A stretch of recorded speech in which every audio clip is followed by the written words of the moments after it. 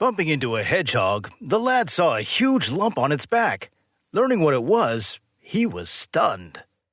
Hello, subscribers and guests of our channel. Brew some tea, sit back, and enjoy listening to our narration. There was something strange lying on the wet foliage after the rain. Daniel stared for a while, wary of getting any closer.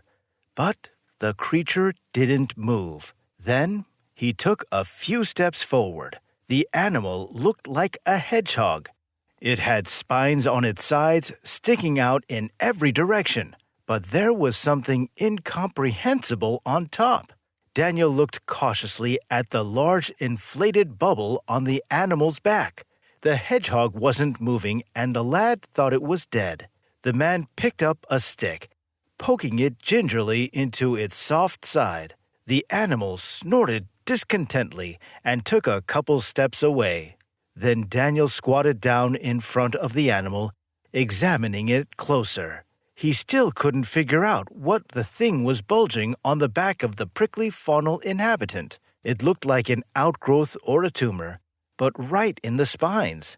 The hedgehog didn't look healthy or happy, so Daniel decided to show him to the vet. Yes, maybe taking an obviously sick animal in your arms wasn't a very sensible thing to do, but at the moment, the man wasn't thinking of himself, but of this poor little creature.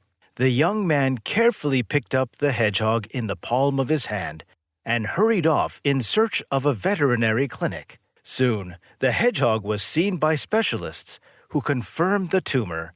The vets suggested an operation to remove the mass, but the problem was what to do with the hedgehog next. They could only keep it in the clinic for a couple of days. Then recovery would take another few months. Daniel had never dreamt of getting a pet. In his childhood, when his dog had died of old age, Daniel hadn't wanted a new companion. Now, he was faced with a choice of letting this wild animal die of a tumor or trying to save it. Daniel remembered that no one was waiting for him at home. The animal wouldn't disturb anyone, and the lad wouldn't feel lonely. They operated on it immediately. The hedgehog was left in the clinic for 24 hours. Daniel spent that time reading a lot of information about hedgehogs on the internet, even going to the zoo to consult with the staff, visiting several pet shops, going to the market for fresh food, and then, until late at night, setting up a large, comfortable cage for the rescued pet.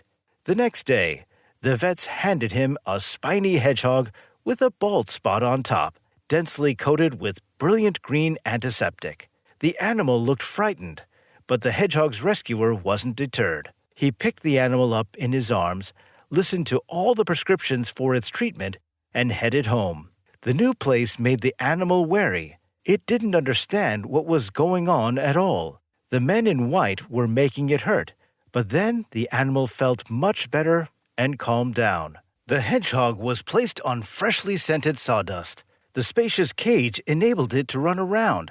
There was a hollow artificial log in the corner. The animal quickly appreciated the comfort of such a house and climbed deeper into it. Daniel hung a drinker on the bars and put a bowl of special food for hedgehogs. The hedgehog didn't show its head from the smug hole all day. The lad was even frightened for it, but when he put his hand to the log, he heard an indignant snort. The man decided to leave the animal alone. Maybe it was stress from the surgery or adjusting after the move. But as soon as the lad got comfortable on the bed to sleep before work, the hedgehog cage came to life. At first, the pet looked around curiously. It ran from one corner of the cage to the other and snorted, then began to eat, chewing and crunching loudly. Later, it tried to climb up onto its log. The animal couldn't get onto it, so the hedgehog puffed angrily, snorting and panting heavily. The sounds continued without let-up. It was 2 o'clock in the morning, and the animal wouldn't stop. Daniel howled, determinedly grabbing the cage and carried it to the kitchen before returning to his room and instantly falling asleep. In the morning, the lad was irritable and tired. He no longer thought a hedgehog in the house was a good idea. The cage was suspiciously quiet. When Daniel peeked in, it appeared the animal was napping defiantly with vindictive pleasure. The lad took the pet out of its cage and proceeded to treat the operated area. Leaving the hedgehog alone, Daniel went to work. In the evening, the same scenario was repeated. The animal didn't really want any contact until it was finally dark outside the window, and then it started rustling, stomping, and snorting. The lad resolutely sent the pet into the kitchen and covered his head with a blanket. Slowly, life entered a steady rhythm. The wound slowly began to heal. The animal's appetite and activity increased exponentially. When the vets allowed the hedgehog outdoors, he began to take it for walks. Most often, they went to the very park where they had first met. Everyone paid attention to the man with the bald hedgehog in his hands, but gradually, they got used to it. On one of their walks, a small group of teenagers approached him. They asked him to look at a hedgehog they found on the curb a couple of blocks away. Outwardly, it looked fine until it turned its snout toward the man. The small nose was covered with festering wounds. The animal looked miserable and sickly. Daniel didn't have time to realize how the teenagers had persuaded him to take the animal in for treatment, but soon he was pacing with 2 hedgehogs in his hands. After an examination, the vets concluded that the spiny patient had been bitten by a dog. The wound conditions were advanced, but the chances of a cure were quite good. The pus was removed, the wounds were treated, and he was sent home. This lad wasn't keen on buying a second cage, so we put the 2 strays together. Daniel even gave them names.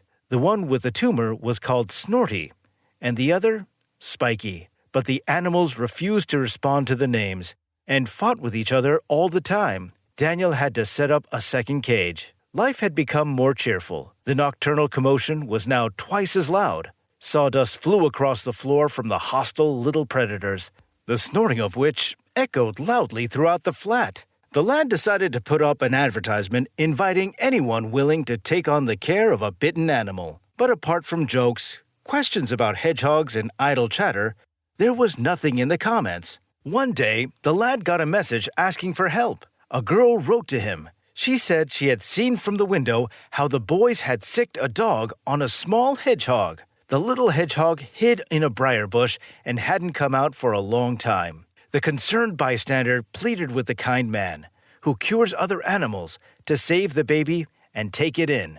Daniel never wanted to be the kind of man and savior of hedgehogs, but after half an hour, he found himself crawling on his knees under a briar bush. The hedgehog was indeed lurking there. It was sitting in the large branches, snorting loudly towards the man and making no attempt to come out. When the lad put his hands through to the beast, he realized the reason. The hedgehog was banally stuck in the branches.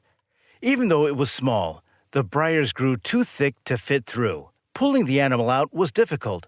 The thorny bush clung to his clothes, scratching his hands and face. Daniel struggled for 10 minutes before he could get the animal out. He returned home angry, scratched, and bitten. On the way home, Daniel stopped by the clinic to examine the animal to make sure it was rabies-free. Luckily, the animal turned out to be almost healthy, apart from the parasites. So it wasn't long before Spiky and Snorty were staring at the baby hedgehog with amazement. It was too small to be released in the wild, as a temporary hedgehog master had initially intended. A third cage had to be set up. As for food, Daniel had to be introduced to the fascinating world of cockroaches and other nutritious muck. He carefully supervised the diet of his youngsters, giving them special food, minced chicken, and fruit and vegetables, which were not to their liking. To keep the hedgehogs busy in their cages, there were running wheels, toys, sticks, pebbles, and other interesting things. When he was at home, he let the pets out on their own, but strictly one at a time, so that there were no fights. By spring, the baby hedgehog had gained weight, Spiky had fully recovered, and Snorty's quills began to grow. Daniel released the healthy hedgehogs into the forest after a vet check. The hedgehogs strode briskly through the trees, shrinking out of sight. Thank you for listening to the end. And don't forget to subscribe and like this channel as well. And also click that bell icon so as to not miss any new videos. All the best to you.